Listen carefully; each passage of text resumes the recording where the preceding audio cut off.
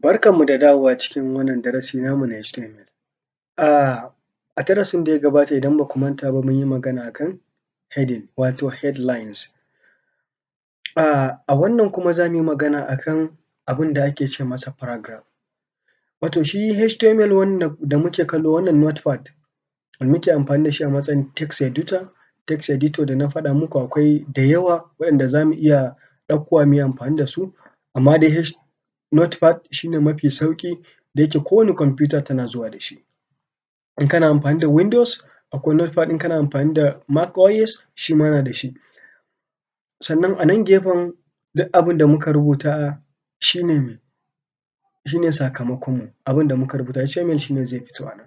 To yanzu misali a ce ina da rubutu da yawa, misali a ce a body, bari in ɗauko rubutun nan, na yi wani rubutu bari in ɗauko shi saboda bayanin tag ɗin zai fi wannan. Kun ga yanzu misali a wannan yanzu ina da har nawa, wannan shi ne misalin paragraph namu na farko, wannan shi ne misalin paragraph namu na me? Na biyu, wannan na uku. Yanzu misali yanzu a ce kowane tsakanin paragraph bari in buɗe shi domin abin ya zama mun gan shi sosai. Yanzu misali na ce wannan shi ne paragraph me? Na farko ƙarshen shi. Wannan na ce me? Na biyu, ga na uku nan a ƙasa. Na rubuta shi a cikin body. A cikin body kawai na rubuta ban sa shi a cikin wani tag ba. Bari mu kalla me zai nuna. Da farko zan zo nan jikin file da na faɗa in danna save ko kuma in danna control S. Bari in dawo browser in gani. Bari sai in danna me? Refresh, reload. Kun gani? Amma kuma a nan ai na bada space a tsakaninsu. Kun gani? Na bada space a tsakaninsu. Bari in ƙara bada space ɗin ko space ɗin ne ya yi kaɗan. Bari in danna control S. Bari in zo na yi reload nashi. Still bai yi komai ba. Idan ka yi rubutu a jikin body, yes zai fito.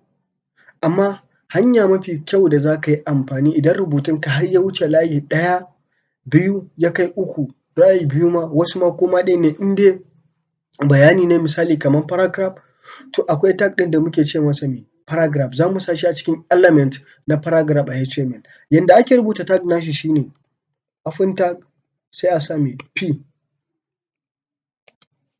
Duka rubutun za mu sa shi a me? Duka rubutun za mu sa shi a cikin, yanzu misali ga shi na saka me? Na yi closing ɗin P ɗin a nan, P. A nan bari in ɗauko shi, bari in buɗe P a nan, bari in rufe me? P tag a nan, a nan bari in buɗe me? P, bari in rufe P tag a nan. Kun gani? Dukansu mun sa su a cikin me? P tag domin mu faɗa wa browser cewa lokacin da muka wa browser wannan rubutun kawai abin da ta fahimta shi ne mun yi rubutu a jikin body, saboda haka kamar yanda muka faɗa nan shi ne bodin browser wannan farin da kuke gani duka. Wannan saman title ne, so kawai mun yi rubutu ne a jikin body, to amma HTML bai fahimci me muka rubuta ba, amma yanzu mun ce wa browser me? Mun rubuta paragraph. Bari mu gani, sai mu danna save, bari mu dawo mu yi reload. Kun gani? Ya yi me? Ya bambanta. Wannan shi ne kun ga da ya rubuta paragraph na farko sai ya bada me? Sai ya bada space, sai ya rubuta paragraph na biyu, sai ya ƙara bada space a nan, sai ya rubuta paragraph na me? Na uku. Saboda wannan P tag ɗin mun gaya wa browser cewa paragraph za mu rubuta, wato rubutu za mu yi, wannan rubutun mun ce rukuni ne na farko, wannan shi ne rukunin rubutu na biyu. To rukuni na farko mun faɗa mata wannan rukuni na farko ne.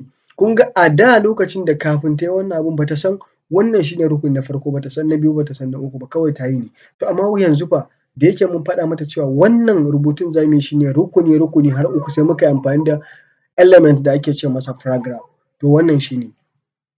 Idan za ka yi rubutu har rubutunka ya fi layi ɗaya, biyu, uku, in dai ka tabbatar da cewa rubutu ne za ka yi su jimloli za ka haɗa paragraph, to ka yi amfani da P tag. Wannan shi ne hanya mafi kyau a HTML. A darasinmu na gaba za mu yi magana akan wani tag. Mun gode.